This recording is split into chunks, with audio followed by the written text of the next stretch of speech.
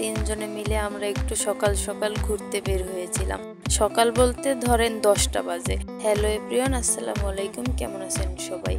আমরা এই যে রিক্সাতে করে একটু চক্কর দিয়ে আসলাম বললেই হয়, মানে দু একদিন পর পর একটু বাইরে না ঘুরলে হয়তো মাথাটা ঘুরায়, এরকম অবস্থা হয়ে গেছে এখন আমাদের।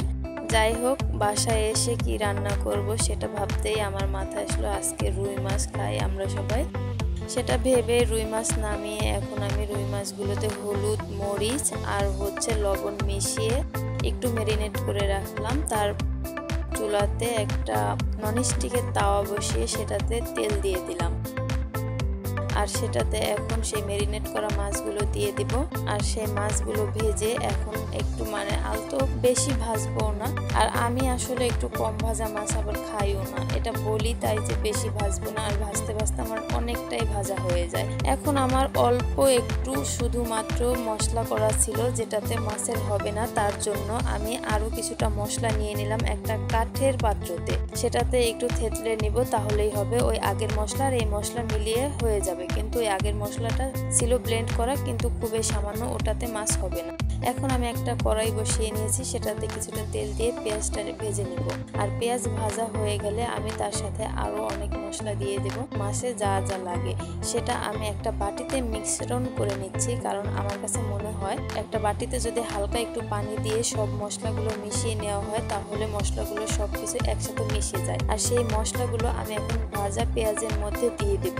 ভাজা পেঁয়াজের মধ্যে ওই পানিটা সহ যদি মশলাটা দেই তাহলে মশলাটার পুড়ে যাওয়ার কোনো আশঙ্কা থাকে না। আর এই বুদ্ধিটা শুধুমাত্র আমি নিজেই করেছি, কারণ আমার কাছে মনে হয় যে মশলাটা শুধু তেলে দিলে মশলাটা হালকা পুড়ে যায় আর ওটাতে একটু বাসনা আসে। এই যে ফাইনালি মশলাটা কষিয়ে গেছে, এখন ওই পানিটা শুকিয়ে এই অবস্থা হয়ে গেছে। মশলা কষানো শেষ হয়ে গেলে এখন আমি এর মধ্যে কিছুটা হালকা পরিমাণে পানি দিব, কারণ আমার এর মধ্যে এক্সট্রা কোনো তরকারি নেই যে ওই তরকারিটা সিদ্ধ করার জন্য বেশি পানি লাগবে। আর যেহেতু মাছটাও ভাজা তাই অল্প পরিমাণে পানি দিয়ে নিয়েছি। এখানে পানিটা একটু ফুটলে আমি মাছটা দিয়ে দেব, আর মাছটা দিয়ে একটু ঢেকে দিব, কারণ ভাজার পরে কিছুটা এখানে যেহেতু মাথা আছে মাছের, তাই মাথাটার মধ্যে একটু কম সিদ্ধ থাকতে পারে, তাই তার জন্যই আমি ঢেকে দিব। ঢেকে দেওয়ার পরে সামান্য, বেশিক্ষণ না, জাস্ট কিছুক্ষণ, বেশিক্ষণ দিলে তাহলে আবার মাছটা বেশি নরম হয়ে যাবে। ভাজা মাছটা আবার বেশি নরম হয়ে গেলে খেতে বেশ স্বাদ আসে না, তার জন্য আমি অল্প কিছুক্ষণ সময়ের জন্য ঢেকে রেখে দিয়েছি।